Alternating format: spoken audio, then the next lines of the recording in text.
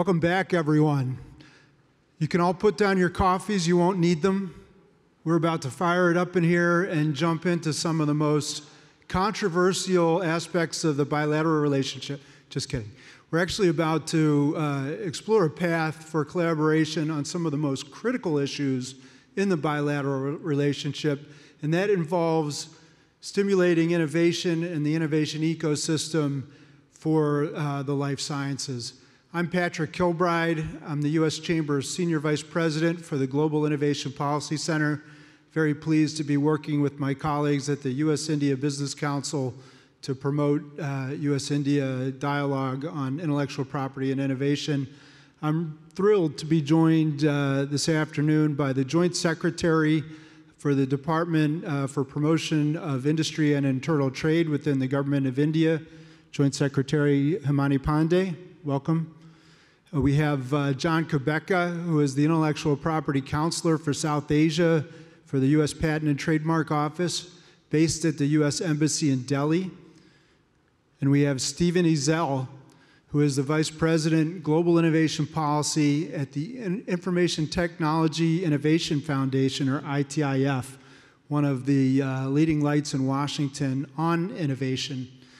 And we're here because the United States and India have been two of the most critical leaders anywhere in the world in delivering solutions to unmet medical need. They have together made sure that we have new treatments and increasingly cures available to all of us, and they've made sure that they're reaching every corner of the world. That's never been more important than today for reasons that we're all painfully aware. So I'm going to ask this panel to explore what's next for the United States and India. And we're going to begin with the Joint Secretary, who steps into a role of incredible importance overseeing the administration of intellectual property rights in India, and an opportunity to really set the course for what looks to be a very bright future. So, Joint Secretary, we'd love to hear your opening remarks. Thank you, Patrick. India started on an innovation journey not as recently as 2016, which most people think about from the National IPR policy, which was released in 2016, but much earlier. I think our Patent Act goes back to 1970. But the fact does remain that a lot of impetus to the patent ecosystem came through after the IPR policy. And essentially, we worked on 7 pillars: creating awareness and outreach, where we've reached out to not only school students through including the IPs in the school curriculums, but also through our national awareness mission called NEPM, by which we've reached out to almost 3,600 colleges, as well as about 10 lakh students across the country.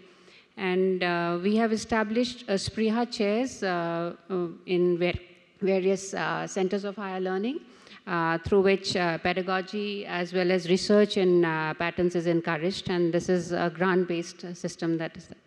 The second pillar that we worked on was on generation of IPs. Now that is something which has really moved the wheels for us, because if you look at 2016, when the policy just came out, that time we were nowhere within the top 10. But if you look at 21 and 22, we've breached the top 10 in not only patents, but also in trademark filings in both. And we've reached the 6th position in patent filings and 4th position in trademark filings. Apart from that, it's been a really aggressive journey with a lot of movement forward. And not only in terms of filing of patents, but also granting of patents or granting of trademarks, where there's been a tremendous rise. For example, in patents, we find that if the filings increased 2-fold from the time the policy came out, the patent grants increased 6-fold. So the pendencies have been reduced to a large extent. We are working very aggressively on that to reduce it even further.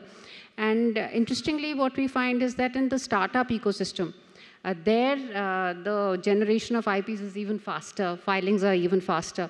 So the filings in startups and patents has increased by over 10-fold. So that's something which we are very keen to in terms of having a very robust ecosystem in terms of new technologies coming in. The third area for our focus was on legislative reforms and regulatory processes, where we've had almost a continuum of reforms which has taken place over reforming the rules, amending the patent laws, amending rules, the copyright rules, the trademark rules, as well as ensuring simplification, expedited grants and filings, and also looking at fee reductions, which have really helped MSCs, startups, and also where women directors were in place. So we've had, again, I think these are the measures which have helped not only increase the number of filings, but also especially if you look at filings from women's side. The other issue was strengthening our own IP offices per se, so increasing the online management systems which are there, the management of information systems, increasing the manpower, because that has been a really crucial area for us. So creating posts, putting place people, training them continuously, capacity building of the staff itself. Then the other pillar would be commercialization, where we looked at working with various technology transfer organizations, working with various incubators, and working with NRDCs, where we've had a lot of licensing agreements taking place. Apart from this, we've also worked on capacity building and helping people in applying for patents. So we've empaneled various patent agents, trademark agents. We pay them a fees through the government so that it ensures that there is more and more filing and they are able to help people who are applicants of patents and trademarks to go in ahead. So those are the kind of ways in which we are trying to reach out to applicants, to work with applicants, and to ensure that we have a much more robust filing and processing system. Thank you. You know, you and I were speaking earlier, and I think you noted that the percentage of patent filings in India by Indians had continued to increase, by a large amount over the years, and it's great to hear that women inventors are also filing in much greater numbers. You know, John, as the U.S. government's representative in Delhi, what do you see as the opportunity here for us to collaborate, and where are we headed? Thanks, Patrick. And I just want to start off by thanking USIBC for bringing us together. We were questioning Joint Secretary Pandey ji and me had just arrived in India, from India yesterday. So right now it's about 1 o'clock in the morning for us. So, so we're questioning putting this on at a late in the afternoon for us. No, very excited. I do want to share that we've had a presence, the U.S. Patent and Trademark Office has had a presence in India now since 2005, and working very closely, not just with the Indian government and with DPIIT and the IP office, but all of the government agencies, at the central, state, local level that might have equities on intellectual property. So we've really been building a strong partnership and a strong basis of trust in working with each other on exchanging views and sharing best practices and understanding each other's systems. And at the same time, like while the U.S. IP system, according to the IP Index, is the #1 IP system in the world, it doesn't mean that we are sitting on our laurels and we've stopped continuing improving our system. In fact, that we constantly take steps to ask our stakeholders, where can we improve? What are areas that we should focus on? What legislative amendments should we make? What can we fix by guideline or rule, and things like that. And that's one thing that building that trust with our users of our system has, I think, helped us tremendously. And I have to say, just in the short 3 years that I've been in India, I've seen the IP office and through DPIIT take similar steps in meeting with stakeholders. There's now the IP Manthan that the Controller General for the IP office does weekly, I believe, to get feedback and to start collecting this information to see what are things that can be done as quick fixes, what are things that can that need a change of regulation and what needs to be put further off into some sort of legislation. So I think it's very promising to see that kind of work, and I think a lot of that is, as a result of how strong our partnerships are with each other, and through, for example, we just recently held, just a few weeks ago, held a program with the IP office on post-grant oppositions, on some more of the complexities that relate to operations and administrative oversight of an IP office, and sharing some of our experiences on the way, some of the pitfalls that we've seen along the way as well in our own efforts to advance our system. And so I think by sharing these experiences with each other, we're helping each other in growing our systems going forward. And so that's just one of the 3 pillars of the work that I do, is this close government-to-government work. It's great to see professionals working together and sharing those types of insights and experiences. And one of the things that Ambassador Atul Kashyap, the head of the U.S.-India Business Council here at the Chamber, always talks about is trust. How important trust is to the relationship, to commercial markets. I think that is especially true in the innovative and creative sectors, where they face a level of technical risk of doing something brand new, and political risk of some of the uncertainty that in much of the world surrounds intellectual property. And it's only through building trust that we can address that. John, just a couple hours ago, Senator Warner was, I think, sitting in the same chair you were, and he was asked by the Chamber's Neil Bradley, what more should we be doing in industry? And the senator's answer was more of this, more dialogue. And so I think one of the things that we're exploring with US IBC, with our local partners in the Indian industry, and with both our governments, is to see whether we can convene an IP dialogue in India this year to address some of these cutting-edge issues. Stephen, one of the issues that's top of mind for all of us, and we saw this especially through the pandemic, is what we call IP commercialization. That is, the realization of an end product from an advancement in knowledge or a technological development. These brilliant ideas do no good unless they reach someone. What's the secret sauce? Well, thanks, Patrick, for the question and the kind invitation from yourself and US IBC to participate today. It's very difficult to achieve innovation without the protection of ideas.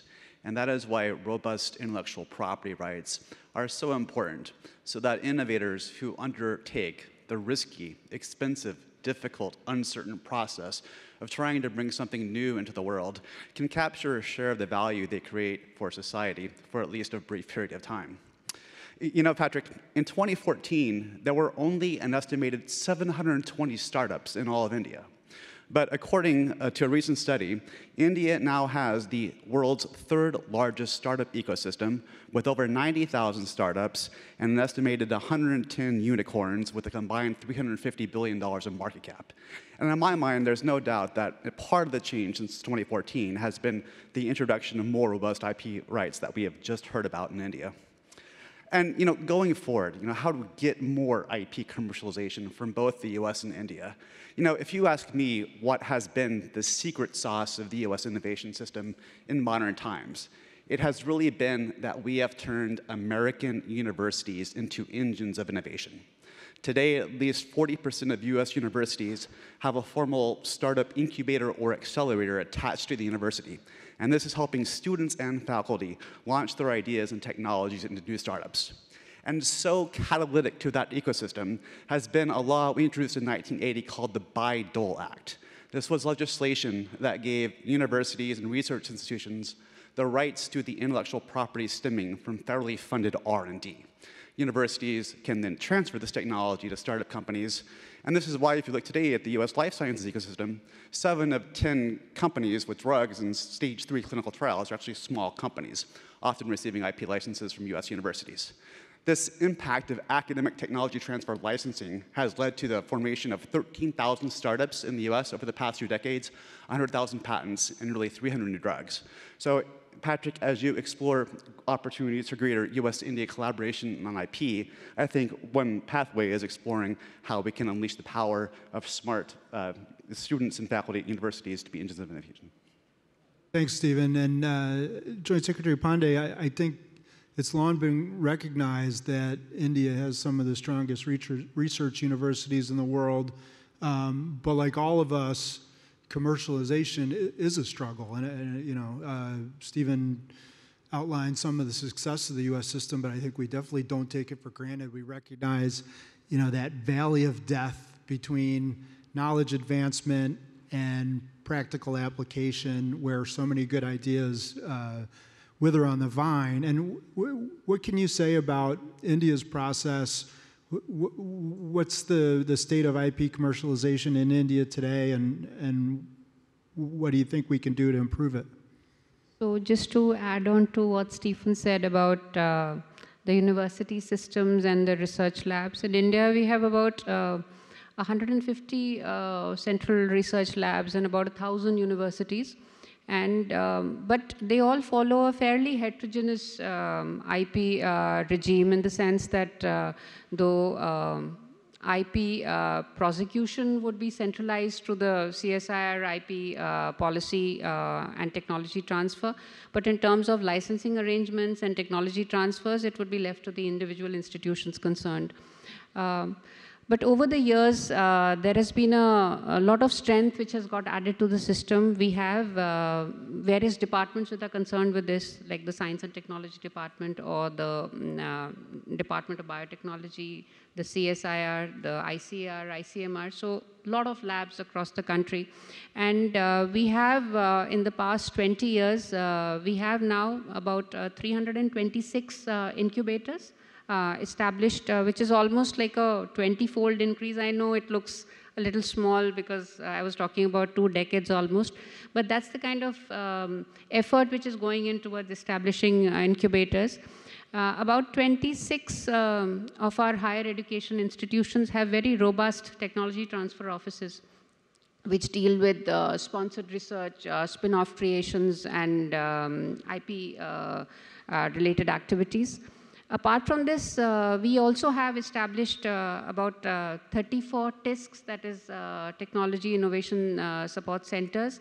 Now these, of these 34, 22 were sanctioned this year. So that was a big jump for the IP ecosystem per se. Out of this, if I'd like to mention just 2 of them. NRDC Visakhapatnam established 5,000 licensing arrangements and technology transfers for almost about 37 odd technologies. Then the Punjab TISC, that ensured collaboration with 900 brick kilns for a hybrid modern brick kiln technology, earning about $21.7 million. So that's the kind of partnerships that we are looking at. Apart from that, we also have innovator networks through Agni, which is overlooked by the Prime Minister's scientific advisor, as well as AgriNet through the Agriculture Department, which connects innovators all through the country for sharing of innovations. Yeah, thank you. On an earlier panel, I think it was Hari from Jubilant Pharmaceuticals in India who was talking about the vibrancy of the innovation ecosystem. And India has long been known as the generic pharmacy of the world, but increasingly, I think we all see opportunity in the innovative pharmaceutical space. John, as you have conversations with the Indian government, with U.S. stakeholders, what do you see as some of the sort of compelling issues that we can address together? So it's a good question. So I think I just want to share, as I've been here all day, and I've heard the word innovation in every single speaker and panel that has been here throughout the day, and a couple of them dropped the intellectual property, so it was nice to hear that when you hear about IP, at least in my world. But generally, IP is not the forefront of so much of our efforts, and so we see through a lot of our multilateral partnerships like the Quad and other partnerships like ISET and the Indo-Pacific Economic Forum and many other fora where we're looking to advance technologies, looking to improve innovation. And even though intellectual property isn't an explicit part of any of those fora, it's very clear that intellectual property protection is something that's very front of mind in the researchers, in the innovators that are creating new products, new solutions to help solve many of the problems that are kind of the underpinnings of these groups being formed in the first place. And so I do think there's a lot of momentum there. I think that the partnerships to, again, advance technology, support semiconductor growth, all of these things, intellectual property is going to play a tremendous role there. And I feel that that's something that we're just starting to see build as far as momentum. And kind of going back to the health question, we saw the same thing through the Quad partnership, throughout the pandemic in the donations from innovative pharma through patient assistance programs, from USAID and other US government sources donating many vaccines and other therapeutics throughout the pandemic. And then at the same time recognizing that there needs to be this balance with supporting innovation at the same time as providing access through these, through what we saw, through voluntary licensing, through donations and things along those lines. So I see that they're maintaining that balance as a critical part and a critical need in our systems. Thanks, John. And Stephen, when we talk about technology transfer, which is such an important part, I think, of commercialization, because we realize that innovation is rarely monolithic, right? It's not the government innovating by itself. It's not universities. It's not startups, although at all stages of the innovation life cycle, you're seeing very important contributions to innovation. But ultimately, it's the advancement of knowledge, the advancement of technology through diverse stakeholders within an ecosystem. What's the role of intellectual property in that process?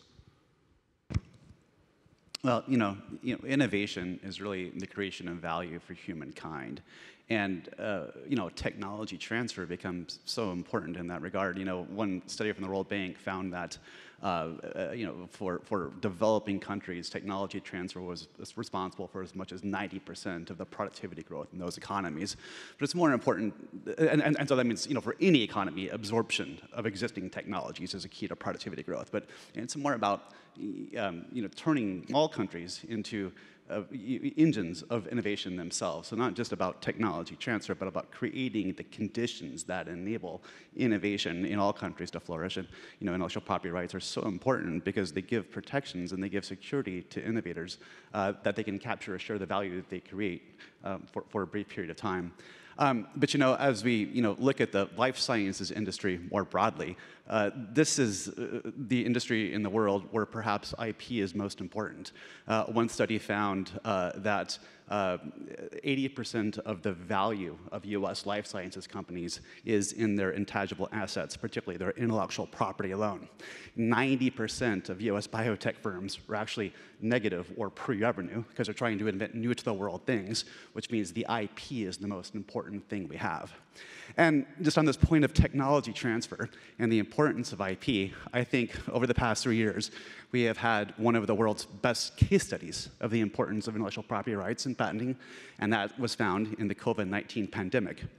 As a recent WIPO report called the COVID-19 Vaccines and Therapeutics Patent Landscape Report found, quote, patents played a central role in enabling the fastest development of vaccines in human history.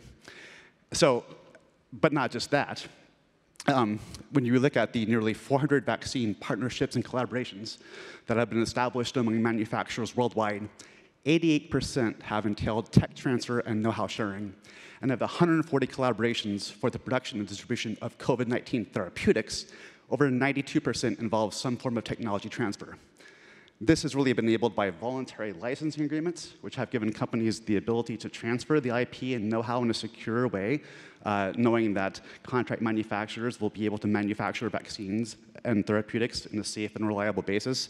And that's led to the creation of over 200 production sites for COVID-19 treatments globally in more than 30 countries, including more than 70 in India alone. So just to point the point here, intellectual property has been vital not just to creating the COVID-19 vaccines and therapeutics that saved us in this crisis, but also to enabling the manufacturing at scale across the world through voluntary licensing agreements. Stephen, yeah, I think what's interesting is that in the intellectual property debate, so often technology transfer seems to be talked about as if it was necessarily forced technology transfer.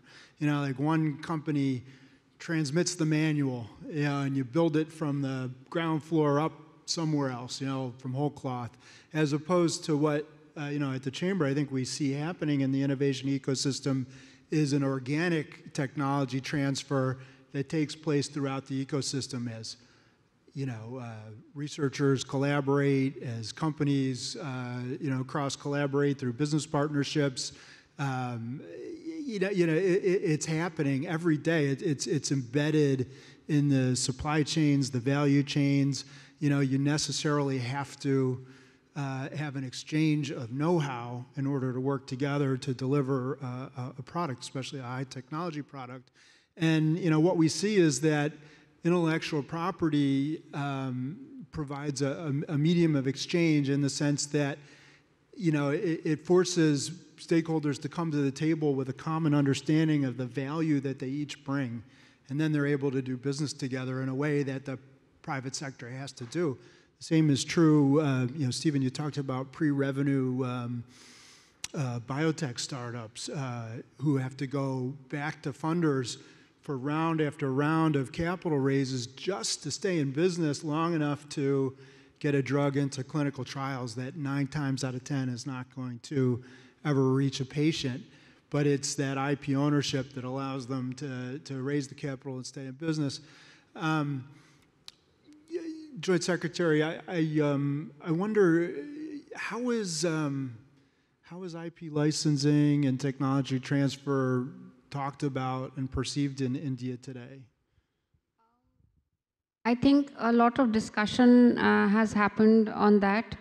There's been a lot of talk on Form 27, and we would certainly like where it's much more open and out in the open, whether it's available for licensing or not. That would certainly help. And apart from that, coming back to your previous question on universities and how that has helped in licensing and all.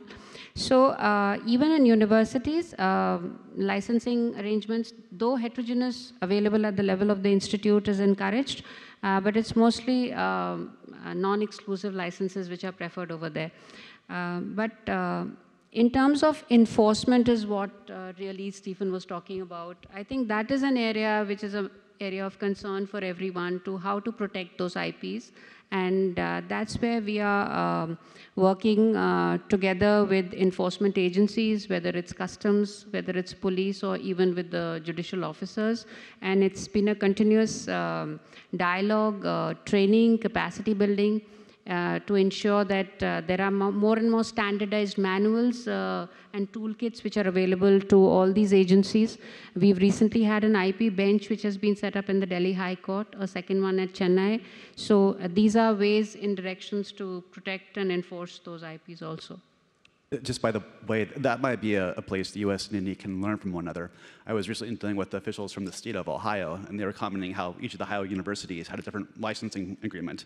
And that was frustrating some of the US companies that were having to deal in different ways with their universities. So the state of Ohio has now created a model licensing agreement for all their universities, which has streamlined the process.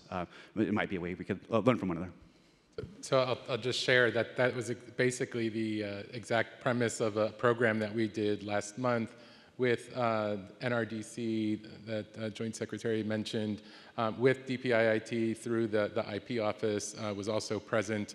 And we brought in researchers across the Ministry of Science and Technology, from academia, experts from the US system to share how, through the Bayh-Dole Act you mentioned, how that helps to foster innovation, but then also to speak through different mechanisms, having someone from a major university with a successful tech transfer program talk about some best practices, and then have that dialogue with similar situated universities within India talking about how they're handling their technology transfer. But I think you raise a good point. Many times, even though we're proud of our Bayh-Dole Act and it's created so much innovation, we still have very different technology transfer policies across universities here, much like India does. And I think that is one area where I think we've been at it a little longer. So we're helping to these universities, especially smaller universities, join forces to have a technology transfer network to help them with dealing with technology transfer and things like that. But I think there's still a lot that we can learn from each other on that front. The Joint Secretary referenced non-exclusive licenses, and of course there's all sorts of licensing arrangements, right? Some are exclusive, some are non-exclusive, some are so-called voluntary. They're almost all contractual. They're really rooted in respect for the rule of law, which I think is so critically important to these innovative and creative sectors. As we think about India and its role globally, John, you, although you're based in Delhi, you work with 8 South Asian countries, and of course the Chamber's International IP Index measures 55 economies representing about 90% of global GDP, gives us an opportunity to have like-for-like comparisons. How do you see India's leadership role emerging? Does the United States try to foster Indian leadership in that sense, and where can we go together? So we work very closely throughout the region.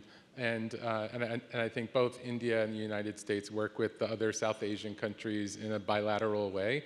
But we also do come together for regional programs on, for example, we just did a program with 6 South Asian countries, including India, on customs and regulatory practices, and with experts from the U.S. All sharing experiences, industry sharing experiences, and each of the 6 countries' enforcement officials sharing experiences as well, so that again they can see the landscape throughout the region, see the different efforts underway throughout the region, and I think work collaboratively in trying to find the best enforcement mechanism that makes the most sense for each of those respective countries. So I think there's a lot to do there in that sense. I think throughout South Asia, clearly India is the most advanced as far as its IP system. Others throughout South Asia have different, there are different levels of even embracing an innovative culture and understanding what an innovative culture is, and some are much further along, some are still at an early stage. And so we're working with them across that and helping them create their first IP laws in some instances. So it really is a diverse system throughout the region. I think, as the Joint Secretary suggested, India has been at this a while. You've got some experience. I think the National IPR Strategy from 2016 was a rallying point. It really helped to crystallize India's innovative future. Do you see India sort of lifting up the global South as an IP leader? It's a lot, I know. Yeah, I think we are working in that direction, working very aggressively towards strengthening our IP ecosystem. And as I said earlier, we went from numbers and rankings which were way low down to now being in the top 10. And I think filings itself is important. And as I had talked to you earlier before, we started with domestic filings at about 26% in 2016, and we've gone up to 53%. So I would see that as a lot of progress within the system itself, within the country itself. And and in terms of collaborations is what Stephen was talking about. We have very active collaborations with US research labs, also about 200 active collaborations ongoing right now itself. So we really hope to move forward. We've anyway, as you know, on the Global Innovation Index, jumped from the 81st position to the 40th position. So it's been a steep jump in over a period of 5 years, and we hope to move further ahead on that. Yeah. Of course, we just announced the new framework for research partnerships to the NSF with India, and hopefully with the $500 million multilateral security development fund we have for semiconductors in the CHIPS Act, there will be an opportunity there to expand joint microelectronics research between the US and India. Stephen, you referenced the NSF, the National Science Foundation, among many things it does, including supporting federal grants for research and development in a variety of cutting-edge technologies. One of the things that it does is track investments in research and development at various stages of the innovation life cycle and by the source of the funding. And one of the things that becomes obvious when you look at these figures is that the US government is the strongest supporter of early stage scientific research, although that percentage share has declined over several decades, and now it's about 31%. But as you proceed through the life cycle to applied science, to product development and testing, to commercialization, you see the private sector playing a much larger role. And in fact, across the whole R&D space, across the life cycle, private sector investment in R&D in the United States is about 75% of all spending. And arguably, and Stephen, I'd like to get your reaction to this, arguably that's because the reliability of the IP system mobilizes otherwise dormant resources. Can you talk just for a second about capital allocation? How do we inject that critical capital into the ecosystem? Well, certainly there's a great complementarity between public and private investment in R&D, and nowhere more than the life sciences, where it's public R&D research into the basic mechanisms of like biochemistry that enables companies to identify biomarkers or drug targets that they can innovate against. So kind of public investment creates a platform of knowledge that enables private sector innovation. And then to your point, bringing in all elements of the capital markets, from venture capitalists for startups to robust financing systems like bonds for larger companies. I guess the key point there is that the reality is, especially as we try to create new-to-the-world innovations for things humanity has never solved before, like pancreatic cancer or Parkinson's, it becomes ever more difficult and expensive to innovate. That's why the average cost of developing a new-to-the-world drug is increased to $2.6 billion in a process that takes 14 years to get to. So these companies have to, A, be able to secure the capital to invest against these hard drug targets, and they have to have IP protections so that they can, essentially capture a share of the gain so that they can reinvest in future generations of biomedical innovation. Critical point, thank you. Joint Secretary, I want to give you pride of place for any final thoughts that you want to share, and then we're going to have a very special presentation to conclude the panel. Thank you, Patrick. Just wanted to share with you that we are building on our IP ecosystem, strengthening it, and I know that there are certain concerns which have been raised over a period of time with us, but that's a continuous dialogue that we have. And I think we are moving in the right direction towards building in more efficiencies into the system and streamlining the system. There's a famous comedy skit from the U.S. Saturday Night Live program, and the skit was called More Cowbell. Everyone in my generation in America will recognize it, but I think our More Cowbell is going to be more dialogue, and that's what's going to work Patrick, for us. Can I just say briefly, what does it mean to be a member of the G20? Being a member of the G20 doesn't mean that you're a member of the 20 richest economies in the world. It means that you're a country that accepts the responsibility to unleash the ingenuity of your population to create innovations that create value for humankind, and recognize that robust intellectual property rights are the critical framework to enabling that to happen. That is the goal. Okay, in conclusion, I want to, we're going to invite someone up to the stage for an unveiling. I want to mention that the U.S.-India Business Center and the U.S.-India Business Council and the Chamber work every day to convene and connect, to create the linkages that gives industry a voice with government, that helps government achieve its goals working with industry. And one of the special partners that we have in South Asia is the Asia Pacific Medical Technology Association, APAC Med. USIBC has worked with APAC Med to create a coffee table book, Transforming Healthcare Through Innovation in India. And I would like to invite our colleague, Ms. Joshna Ghoshal, who is the Enterprise Lead, Government Affairs and Policy India, and Global Lead for International Forums at Johnson & Johnson, and the Chair of the Make in India Task Force at APAC Med. So, Joshna, come on up, and we're going to present the coffee table book.